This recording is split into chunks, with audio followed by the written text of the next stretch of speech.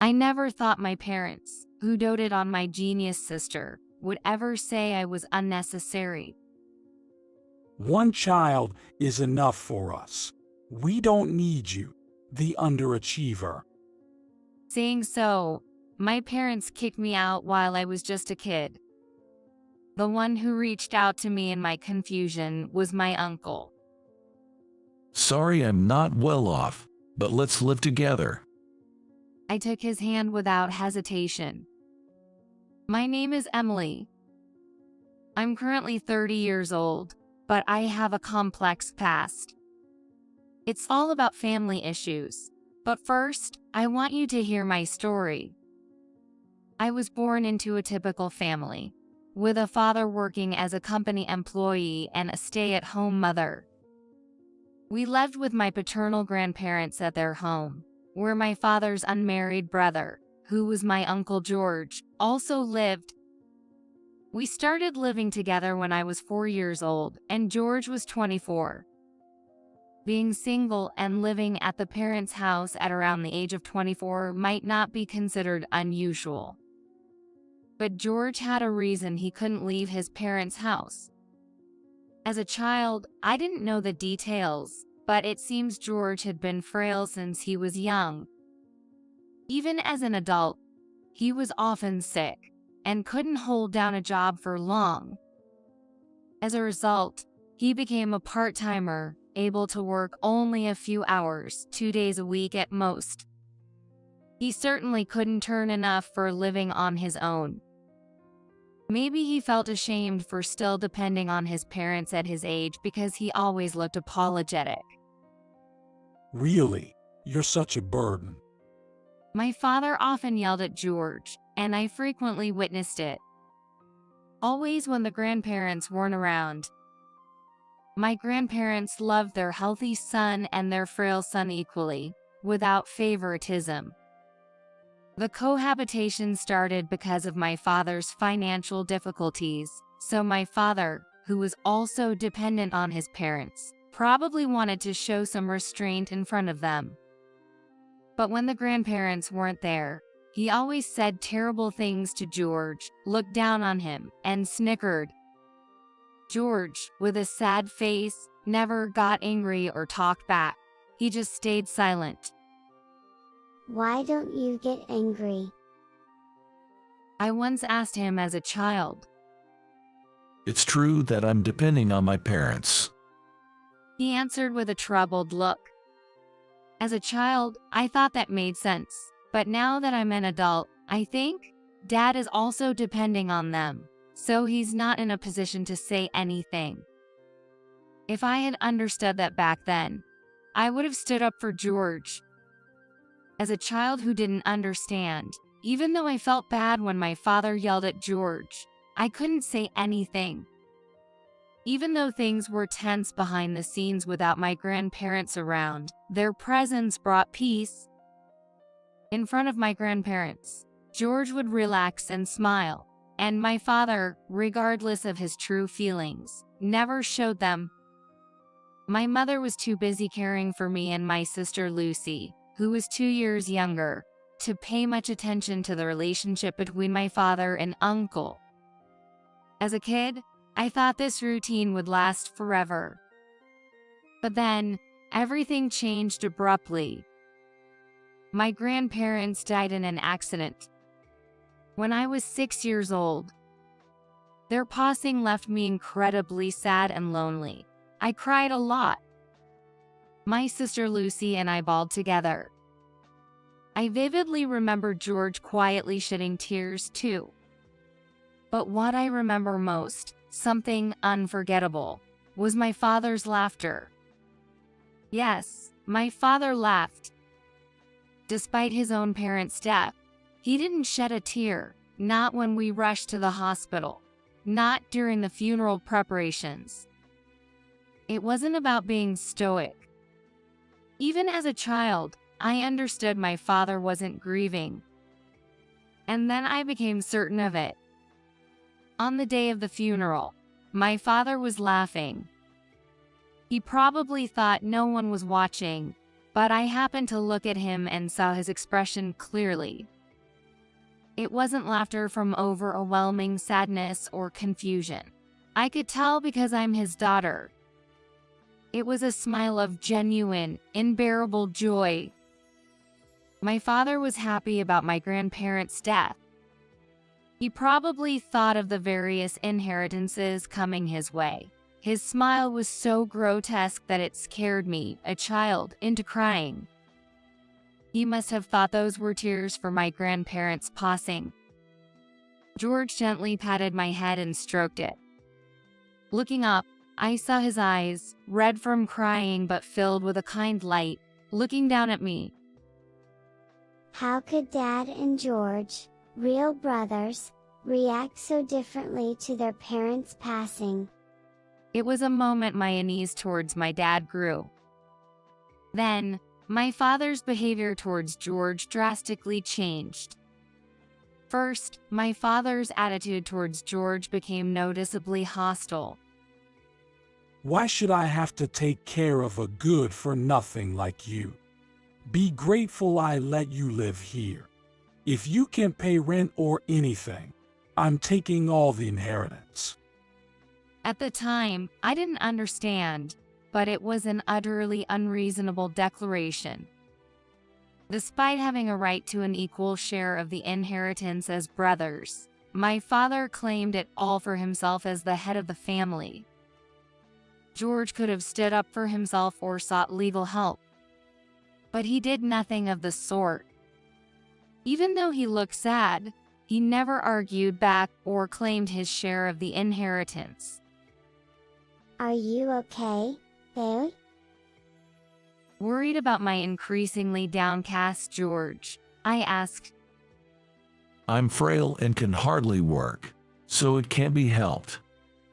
He said with a weak smile. Day by day, as my father hurled abuse at him, my frail George became thinner and his complexion worsened. Yet, George always smiled at me. It's okay. Always. But 3 months after my grandparents passed away, George was ultimately kicked out of the house. Get out, you good-for-nothing. He was told, and without any objection or resistance, he left. George, I don't want you to go. I was sad about the farewell to my kind George and pulled on his arm, but he gently removed my hand and patted my head. It's okay, Emily. You're a strong girl. You'll be all right without me. But you won't be okay, will you? George, frail and unable to work properly. How was he going to survive on his own? It's okay. With tears in his eyes, he looked at me and said that before he left. The separation from George was sad, but there was nothing a child like me could do. Moreover, I soon found myself in a situation where I couldn't afford to worry about someone else. 2 years after my grandparents passed away, I was just a regular 8-year-old attending elementary school. And then, when my sister Lucy turned 6 and was about to start elementary school. In kindergarten, they said Lucy is really smart. That's what my mother started to say, and it was the beginning of everything. She might be a genius like me. My father was over the moon, and he impulsively decided to have her take an IQ test. And the result was astonishing. IQ 150. Definitely got my genes. Turns out, she scored an impressive IQ of 150. I didn't fully grasp it, but I understood my sister must be something special. Wow, Lucy, that's amazing. Thanks, Emily. Not really getting it, I praised her and she beamed with joy. Those were the good days. Until then, everything was fine. But then it all went downhill. All right, Let's get her into a good school. My father declared, ready to act on his spur-of-the-moment decision. Starting now. Even my mother was surprised, but was swept up by father's inexplicable confidence. She's a genius. She'll be fine. And with that, my mother got on board too. Then, my sister started going to tutoring every day. Since it's my mother who's accompanying my sister, naturally, household chores tend to get neglected. Then my father brought it up. Hey, since your mom and Lucy are busy, take care of the house yourself. He said that to me. And that's how laundry and cleaning fell to me. After school, hanging out with friends wasn't an option. I had to head straight home to do chores, or I'd get yelled at by my parents. If I didn't do them right, there were days I'd be skipped for dinner. We don't have time to take care of a failure like you. I was told. Why can't you score perfect marks? I was yelled at by my father for bringing home a test with a score in the 90s. Just try to be a little more like your sister Lucy. My mother said, exasperated. Even if I scored well on tests or came first in the sports day, my parents wouldn't notice or praise me, just ignored me. They'd mechanically tell me to learn from your sister Lucy. And then they started saying things like this. Well, it's hopeless for you. Lucy is a genius, but you're just incompetent. Lucy really was a genius, rapidly advancing in her studies with just a short period of tutoring, and passed the entrance exams with ease. As that happened, my parents became even colder towards me. They spent money on Lucy. I wasn't given new clothes and had to struggle wearing the ones that had become too small. Lucy got to eat delicious food. I got leftovers. Lucy was taken on trips. I had to stay home. My parents blatantly doted only on Lucy. This kid's gonna be a big shot someday. Then our retirement will be smooth sailing. My father would say, laughing. A doctor, maybe, or a lawyer, even aiming to be a politician wouldn't be bad. Having a genius daughter, we're super lucky. I was invisible in my parents' eyes. My existence, crying in Lucy's shadow, was forgotten. Then, when I was 10, my parents finally said, We don't need you because the education for Lucy costs a lot. What? Confused by what that meant, my father said, We're saying one child, Lucy, is enough. You mean to live on my own? How on earth? Well, I'll at least give you your uncle's contact. Take some money and figure it out on your own. And with that, I was really given just a small amount of money and kicked out of the house. Crying and pleading to be let back in, I banged on the front door, but there was no response. The door remained closed. In despair, I headed to the station. Being 10 years old, I had enough knowledge to ride the train. Asking people for directions, somehow I made it to George's apartment. When he answered the bell, he had the same kind face I remembered. He was shocked to see me and let me in, and when I told him what happened, he was furious. What are they thinking? No kidding. Even though it wasn't me he was angry at, I felt so sorry and depressed. Wondering if I was just a burden, tears started to well up in my eyes.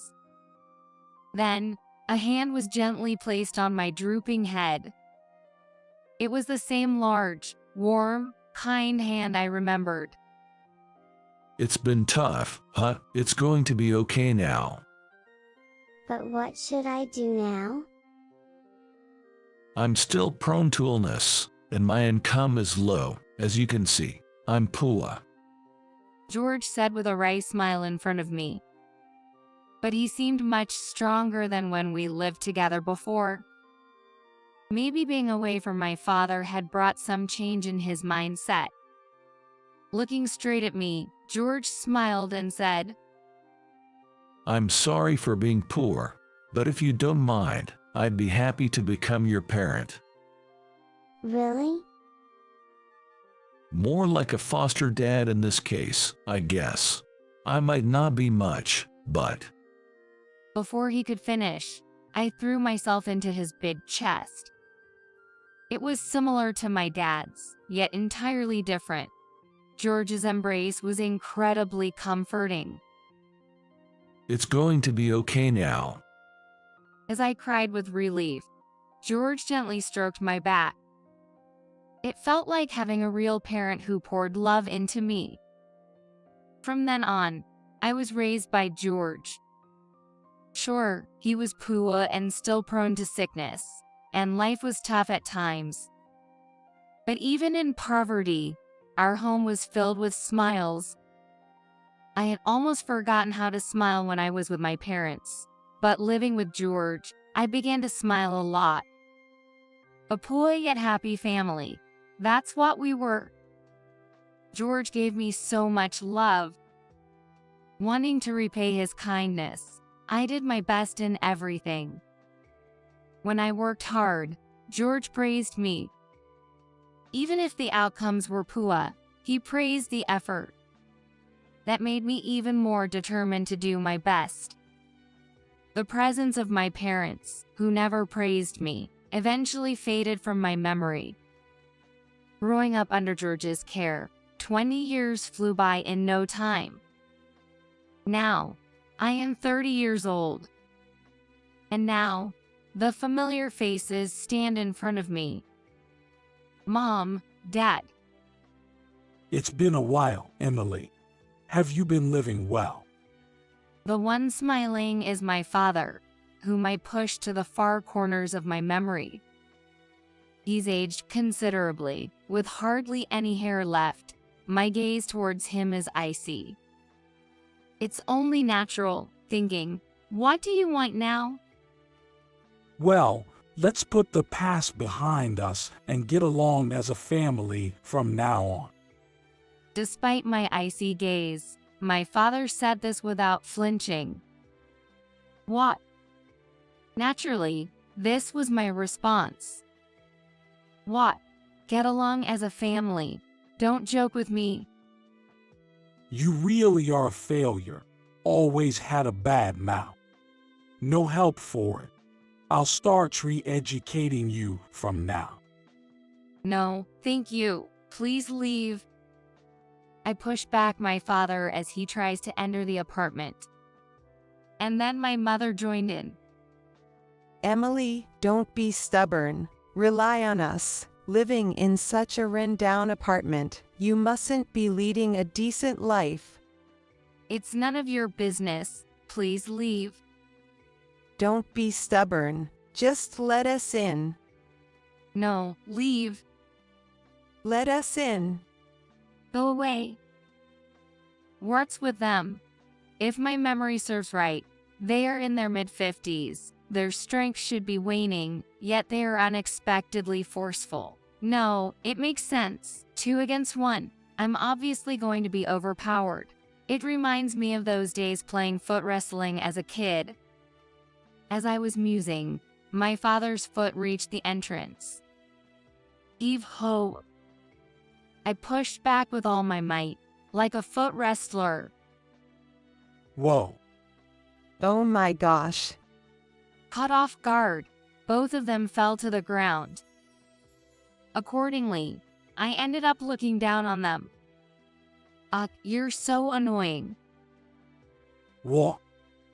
I'm busy. Can't you just go home? What kind of way is that to speak? What do you think of your parents?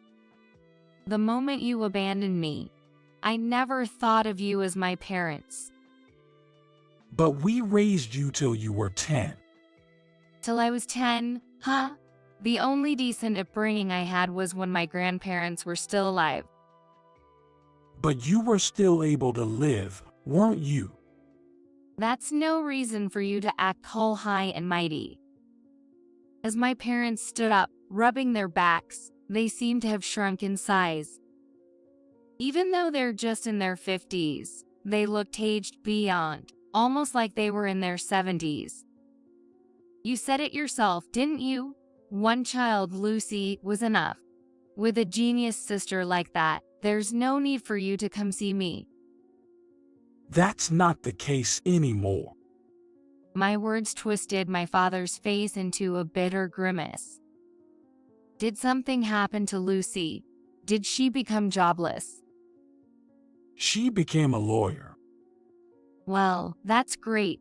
Impressive, really. IQ 150 and all. And then she disappeared. Impressive indeed. As the story goes, Lucy smoothly entered law school, took the bar exam after graduate school. She didn't pass on her first try but eventually succeeded. It's a bit beyond me, but she completed her training and officially became a lawyer, or so they say. And yet, she vanished. She said, "I won't take care of you two," and left. Well, so you were abandoned. Congratulations. Not congratulatory at all. That ungrateful girl, repaying our upbringing with betrayal. Well, there was no love, was there? My parents thought they were doting on my sister, but from her perspective, it probably just felt suffocating. Parents who changed completely based on an IQ number. Parents who placed excessive expectations. Parents who disguised their desires as love, pushing them onto her. No wonder Lucy got fed up. My company went bankrupt. Tough economy, huh? There's hardly any severance pay, and the unemployment benefits are about to run out. Good for you? Not good at all. But it's too late to start over at a new company now. Too hard, huh? I couldn't help but laugh at the lack of enthusiasm. So, you need to take care of us. The laughter dies instantly. No, I don't. What? You're going to abandon your parents. The only parent I have is George, who has been taking care of me since I was 10. What? My father looks bewildered by my words. Coming to this apartment means you knew I was living with George, right? What's there to be surprised about now? You think of him as your parent. The George who showered me with love. He's my dad. You two never gave me any love, so you're not my parents. My parents looked at me in astonishment. Despite his frail health, George worked hard. He struggled so I wouldn't have to. I worked really hard to repay that kindness. So, you're doing some decent work. Sort of. As I shrugged, my father grabbed my shoulder tightly. Let go. So, you're angry and you're embarrassed. Oh, Listen to what I'm saying. no need to say more. I understand perfectly. You were feeling lonely, huh? And now you're sulking. That's right. Always being not favored because of your sister. No wonder you're sulking. But now that you're with us, you're all happy and bashful. So, you're emotionally closed off. Don't make things up. Relax. From now on, we'll be together as a family. I couldn't make sense of it. Is my father already suffering from dementia? I stared blankly at my parents for a moment, gradually finding their foolish faces amusing. What are you laughing at? Happy, aren't you? No way. Just so you know, I haven't thought about you guys once in these past 10 years. Thanks to George, I've been living very fulfilling days. My parents were shocked by my sudden laughter, but I continued. I went to university through a scholarship program. Oh, you did. Then you must have gotten a good job. Yes, I got a job at a pretty famous corporation. Well, ain't that something? And I got married through some connections. Oh, then we must greet your husband. No need. Yes, we must. It's impossible. He's abroad right now. Oh, yeah. Just so you know, George is also abroad. George too. Really? What does that mean? I thought given you were living here alone, and given how frail he must have been, he may have passed away by now. Don't just assume George is dead. My husband got an overseas assignment, heard it was a good place for recuperation, so George went along. He's completely recovered and is happily playing with my children. Wait, you have our grandchildren. The rapid influx of information seems to have nearly short-circuited my parents' brains. As they blinked in confusion, I smiled brightly at them. At first, George was hesitant about living together with us, but he eventually agreed. We're all living happily together as a family. Then, maybe we could go abroad too. That's fine, but we won't live together or take care of you. Live on your own money. That's impossible. Are you abandoning your parents? You were the ones who abandoned me first. I finally snapped at their utterly selfish reasoning. My parents turned pale. I owe nothing to you, who abandoned me, but I owe a great deal to George. I plan to repay his kindness. Such. At least send us some money. George never touched the money I sent him, and he lived in this rundown apartment all this time. But he finally agreed to live with me overseas, so I came to finalize things. What? To think you'd show up on the very last day I'm leaving this old place. What a coincidence. Huh, so you're leaving? I've finished the paperwork, and I'm just about to return the keys. Then I'm heading back to my home overseas. What about us? Are you abandoning your parents? After my mother turned pale and asked, I nodded emphatically. Thank you for abandoning me. Saying so with a smile left them speechless. Really, thank you. Because of that, I'm truly happy now. With that, I walked past them. How does it feel, you who abandoned your daughter, to be abandoned by both your daughters? I asked one last question, but no reply came. I didn't wait for their answer and left, thinking this would be the real farewell with my biological parents. Afterwards, I returned to my home overseas. The effort I put in while living with George paid off. I managed to secure a job at a good company. Then, with an overseas assignment, I met a man and got married. George cried and blessed the marriage. And with the birth of our children and George joining us, I'm now living happily with my husband, my children, and my Uncle George. And I wish I could find a wonderful man like your husband soon. My sister Lucy says, laughing beside me as we watch the children play in the garden. Well, now that you're free from our parents' grip, I'm sure you'll find someone. I need to get used to work first. Why don't you try for a liar's license here? I think I'll pass on being a lawyer. I've had enough of following our parents' orders.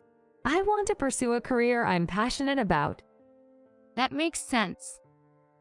Right after I was abandoned by our parents and left home, Lucy sent a letter to George. It contained complaints about our parents' twisted love and the pressure she was under. She wanted to come live with George too, but his financial situation couldn't support both of us. And most importantly, our parents wouldn't allow it. So, for the time being, we've arranged for her to live at our parents' home where she can get by, and we're making plans for her to move out once she's an adult. It was tough for her, but my sister managed to overcome the trials and gain her freedom. She left home taking advantage of the moment our parents were happy about her becoming a lawyer. Of course, I helped her with that. She secured a job here but is struggling with the language and adapting to new things. But I'm sure she'll be fine. My sister Lucy, she just kept on living under our parents' roof. I tell you, I've never known anyone as patient and hardworking as her. She'll surely adapt here soon. I'm more worried about George. George is going to language school, I mentioned, and Lucy nodded happily. Sounds good. It's never too late to start something new. He seems to be in much better health now, so we need to make sure he enjoys life from here on out. Indeed. Our parents, who had taken everything from George, including his inheritance, got carried away with their spending and quickly ran out of money. They desperately tried to invest in their daughters, but now they've hit unemployment. They went ahead and sold the house to make some money, but it turns out they had some kind of renovation loan or something tied to the house, so they were left with very little in hand. Our relatives have apparently been hit up for money, but everyone has coldly turned them away, forcing them into a life of poverty. A relative shared with a wry smile that the constant quarreling between them is unbearable. Looking down on siblings or discriminating against one child over another is just unthinkable. Indeed. Lucy nodded to my words. I'll always protect you, Lucy, no matter what. I've already been protected enough by you. Thank you, Emily. When I was moved by my sister's grown-up words. What are you protecting? A hand was placed on my head. It seemed to have more wrinkles and felt smaller, but as warm as ever, making me squint as I turned around. Thank you. Huh? Seeing George standing there with a puzzled look, I smiled and said, Thank you, Dad. I love you.